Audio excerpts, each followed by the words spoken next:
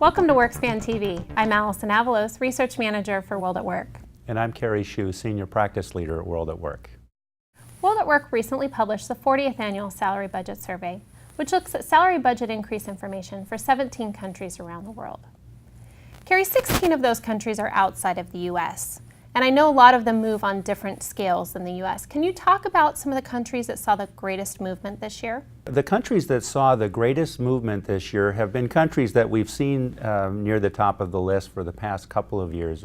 Countries such as China, India, and Brazil saw the biggest changes. Now, in most years, we'd like to say changes being increases. Unfortunately, this year, all of the countries that we surveyed, except for the United States, budgets went down year over year. So the countries that I mentioned, they had decreases in budgets year over year, anywhere from 0.7 to 0.9%, which is a pretty substantial change.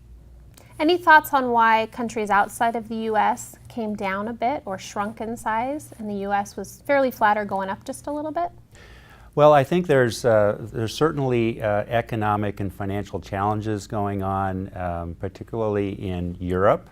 Asia is having its own problems. Japan, for example, has kind of been stagnant for the past 20 years and can't really seem to get out of a rut. And then China and Brazil in particular have had very high growth rates for the past many years.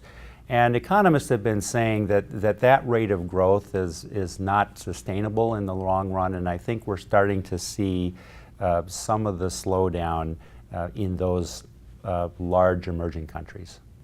And there are a number of countries who are budgeting amounts that are comparable to the U.S. Around that 3% mark, some of them even a little bit lower, correct? Yes, there's quite a range in the 16 countries that we looked at. Now, if we look at the top end, we have India at 10.5%, so double digits, still a very high budget, although it did fall. And then down at the other end, we have countries such as Japan that I mentioned just a minute ago.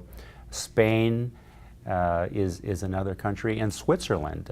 These countries have budgets in 2.3 to 2.4%, so significantly below what we're seeing in the United States. It doesn't necessarily mean that low is bad, okay? It's very important that you don't just simply rank order these countries and say, well, India's at the top, so they must be doing the best, and another country's at the bottom, they must be doing the worst. Keep in mind in India, for example, that although their salaries are going up at 10.5%, their cost of living is also going up by 10%. And so most, if not all, of the gains that they're making in terms of increased wages are being offset by increased costs to consumers.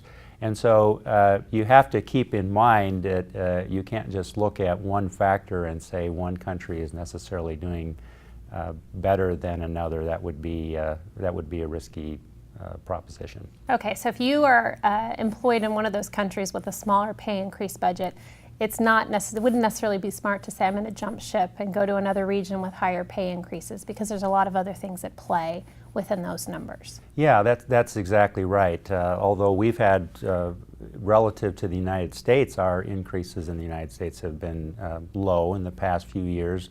Many of the other countries, Europe, we talk about some other countries, Italy, Portugal, for example, Greece.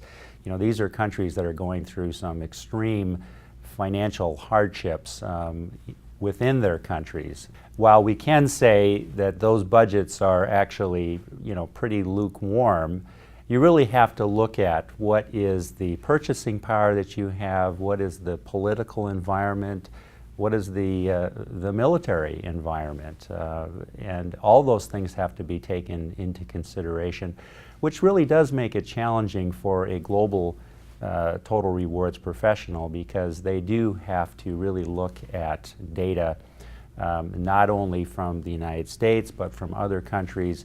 And then you can't just look at salary data, you have to look at many of these other economic indicators to get a sense for what are appropriate changes to make in each of those countries.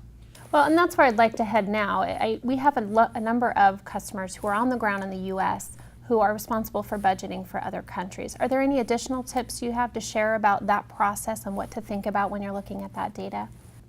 Well, first, we're very proud here at WorldatWork that we've been able to enhance the salary budget survey to include data from these other countries, and we, of course, hope to continue that.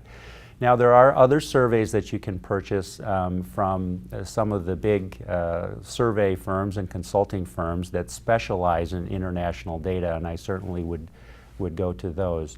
Multinational countries, if they have the luxury or the benefit of having on-the-ground local HR personnel, they can be a tremendous benefit in terms of doing local surveys, of talking to, many of them have club surveys, so if you're in a certain industry in the Philippines, for example, you may have very good contacts with other competitors that you have, and you're able to exchange information on practices and pay and so forth.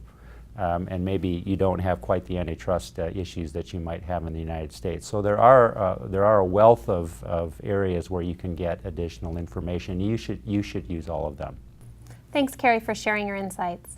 For Workspan TV, I'm Allison Avalos. And I'm Carrie Shue.